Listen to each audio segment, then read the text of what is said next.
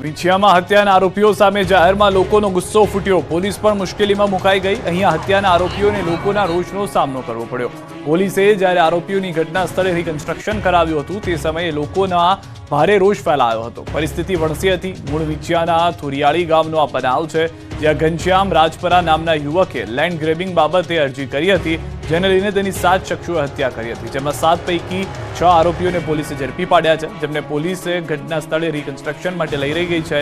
ત્યારે મોટી સંખ્યામાં અલગ અલગ ગામના લોકો રિકન્સ્ટ્રક્શનને જોવા આવી ગયા, જેના કારણે પરિસ્થિતિ સ્થળ પર વણસી હતી. આરોપીઓને લઈને લોકોમાં ભારે રોષી માહોલ જોવા મળી રહ્યો હતો.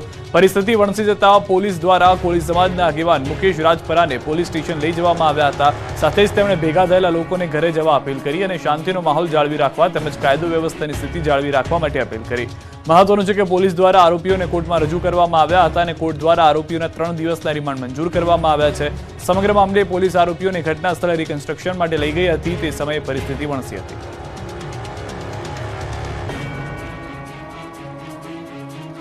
કચ્છની 22 વર્ષની યુવતી 20 કલાકથી 540 ફૂટ ઊંડા બોરવેલમાં ફસાયેલી છે. બહાર કાઢવા રાજ્યભરની ટીમોની કવાયત.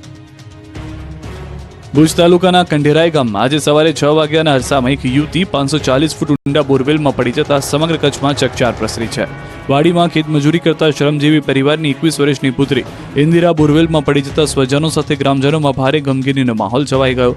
ઘટનાના પગલે કચ્છ જિલ્લા કલેક્ટર, પોલીસ વડા, ભુજ વહીવટીતંત્રની ટીમ સાથે ફાયર વિભાગ અને 108 એમ્બ્યુલન્સની ટીમ ખડેપગે બચાવ કામગીરીમાં જોડાયું. રાજ્યભરની ટીમોએ બાળકીને કાઢવા માટે ઓપરેશન હાથ ધર્યું. સ્થાનિક અને સેનાના જવાનોએ લોખંડના હૂંક નાખી યુવતીને બચાવવા પ્રયાસ કર્યો.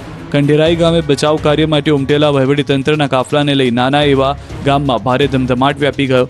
108 એમ્બ્યુલન્સ સ્ટાફ, ફાયર વિભાગ અને આરોગ્ય કર્મીઓ ખડેપગે બોરવેલમાં પાઇપ વડે ઓક્સિજન પહોંચાડ્યો. પરિવારજનોના કહેવા મુજબ યુવતી બોરવેલમાં સરકી પડ્યા બાદ સવાર સુધી તેનો અવાજ આવતો હતો, પરંતુ તંત્રની ટીમ પહોંચ્યા બાદ યુવતીનો કોઈ અવાજ સાંભળવા મળ્યો નથી. યુવતીને બચાવવા માટે 20 કલાકની વધુથી ઓપરેશન ચાલ્યું. યુવતીની 5 મહિના પહેલા સગાઈ થઈ હતી. ગઈકાલે તેણે તેના મંગેતર સાથે ફોન પર વાત કરી રહી હતી.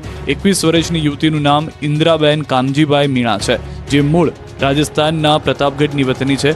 વાડી માલિક રમેશભાઈ ઠક્કરને ત્યાં યુવતીનો પિતરાઈભાઈ વર્ષોથી કામ કરે છે. વહેલી સવારે 5 વાગે 2 બહેનો બાથરૂમ જવા બહાર નીકળી હતી.